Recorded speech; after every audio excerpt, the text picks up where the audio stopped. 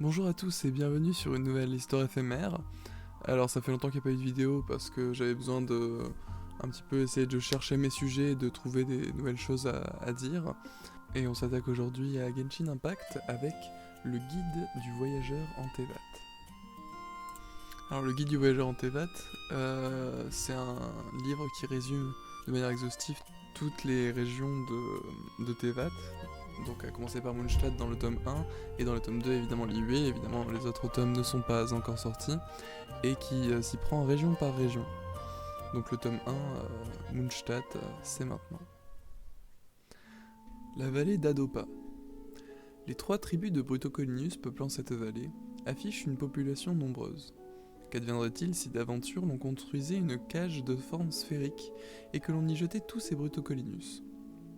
Nul doute que nous pourrions ainsi générer suffisamment d'énergie pour alimenter tous les moulins de Mondstadt durant au moins 5 années. En poussant cette réflexion plus loin, l'on pourrait aussi moudre les Brutocolinius les plus faibles pour en nourrir leurs congénères et de cette manière, qui sait, réussir à obtenir une machine à mouvement perpétuel, capable d'alimenter une usine aussi grande que celle de Snezhnaya. Cette idée me semble parfaitement réalisable. Mais lorsque j'en fis part à Dame Lisa, celle-ci me regarda avec un long moment de silence avant de changer élégamment de sujet. La falaise Arachétoile. À mon humble avis, Barbatos ne s'est guère donné la peine de réfléchir à la géographie de Mondstadt. Serais-je un dieu, je n'aurais certainement pas autorisé qu'un royaume aussi peu organisé visse le jour. Nul doute dans mon esprit qu'en plaçant suffisamment de bombes en des endroits choisis avec soin, même des falaises telles que la falaise Arachétoile s'effondreraient pour rejoindre le niveau de la terre. Et la topographie de Mondstadt ne s'en porterait que mieux. Hélas, le capitaine de la cavalerie rejeta mon idée sur le champ, me conseillant de rester à l'écart de la falaise Arachétoile. Vent levé.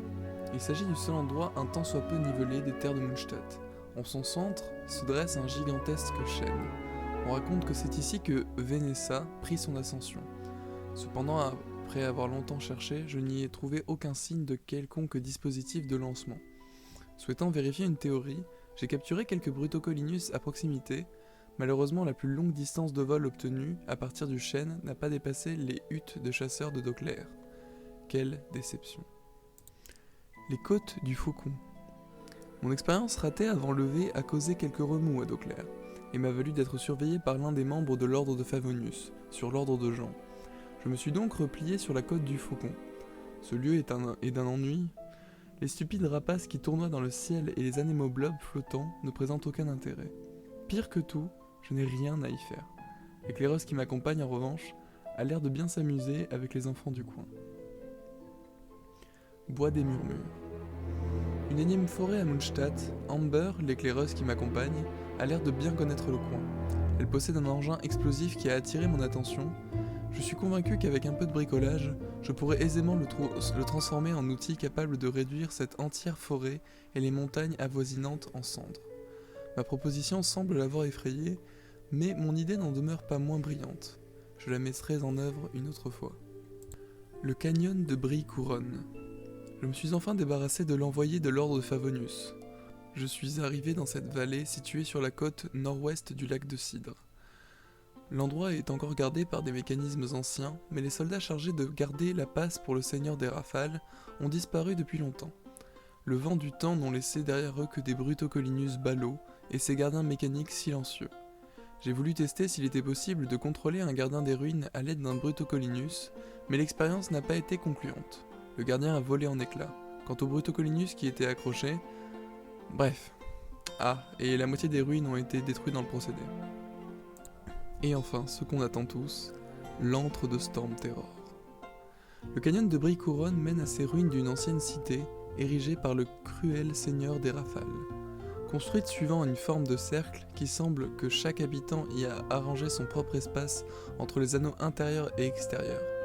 Au centre de la cité se dresse une immense tour dans laquelle résidait autrefois le seigneur des rafales. La cité du roi n'offre aujourd'hui que des ruines désertes.